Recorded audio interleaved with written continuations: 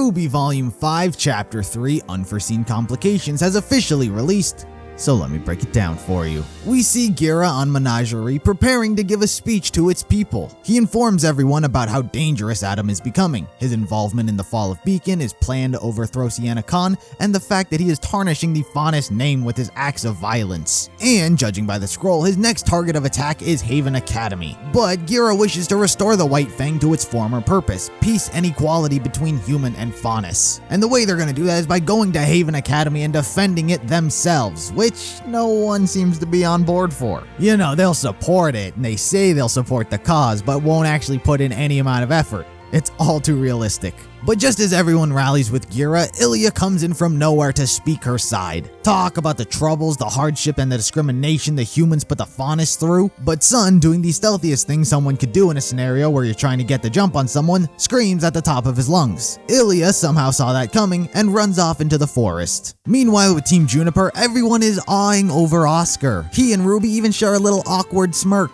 Here's the thing, if Ruby and Oscar are gonna be a thing, I'm down for that, but there's one stipulation. If the two were to be a thing, Ozpin, he's gotta go. He's gotta die, he's gotta get a new conscience. Ozpin cannot be in Oscar's head if he and Ruby start becoming a thing. It's a little too weird. But Oscar does a little magic and transfers control over to Ozpin. He apologizes to everyone, saying that it's all his fault. Much to no one's surprise, Ozpin's statement about making more mistakes than any man, woman, or child was not just some random metaphor, it was indeed fact. We learn that for failing to stop Salem in the past, the gods put a curse upon Ozpin, basically giving him immortality. Is that a curse? I don't fully understand the stipulations of said curse. Is Ozpin to stay alive forever until Salem is killed, or is Ozpin's soul to live on till the end of time? I don't know, it's a weird curse though. Weiss, however, is locked in a cell. Meanwhile, newcomer to the show Vernal tells Weiss that they're gonna ransom her, sell her back to her father for a price. However, Weiss is unamused by this plan, saying that her sister Winter is gonna be angry and come looking for her,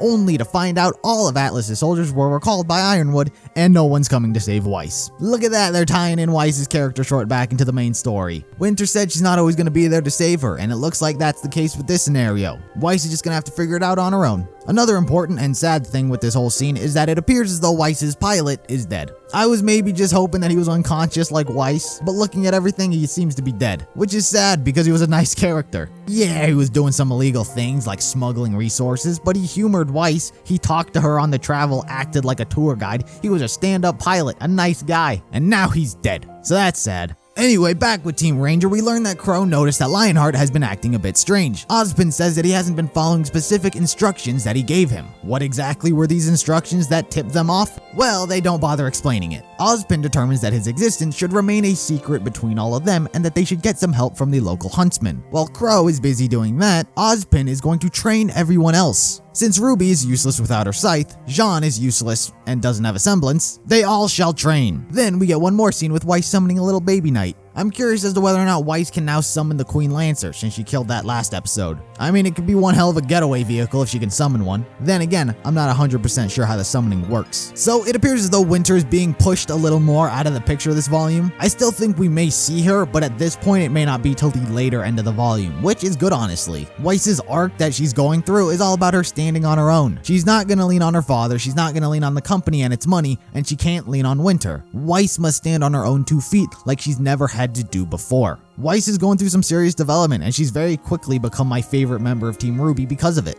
As for Ghira's speech, it's gonna get a tad more information on the White Fang, where he used to lead it peacefully, but results weren't happening as fast, so everyone wanted a new leadership, so he handed it over to Sienna, who was more aggressive, but still had the right ideals in mind. Ghira's also got a great voice, Kent Williams doing a great job. He's got that peaceful yet authoritarian voice, great for motivational speeches. But it appears as though a lot more work needs to be done to convince Menagerie's residents to fight against the White Fang. As for Ozpin, I appreciate the little more information on him, figuring out that he's been alive for thousands of years. Not surprising. It was interesting to learn about the curse though, but that needs even more expanding on than Ozpin's soul transferring. I also like that they finally referred to Ozpin and Oscar as the man with 2 souls. Everyone's already been doing that, but doing it in canon now was great. Now I'm curious if the author of that book that Blake was reading was connected to Ozpin in a way, or if Ozpin's soul merged with the author, or if Ozpin was the author. But if that book is referring to Ozpin specifically, then what Blake said about the two fighting for control seems potentially shady, especially since Ozpin's last body didn't show another soul's personality, it was just Ozpin's. So maybe Oscar and Ozpin are gonna have to duke it out for control at some point. Who knows? But it interests me. Should be entertaining to see Team Ranger all train with Ozpin, as well as Oscar hopefully getting some more time to shine as well. I'm really interested to see these new huntsmen that Crow's gonna gather. We need a little more expansion in our huntsman roster currently. But that was the episode, so be sure to let me know what you guys thought of it down in the comments. Like the video if you liked it, subscribe if you're interested in more content like this, follow me on all social medias, and I'll see you in the next video.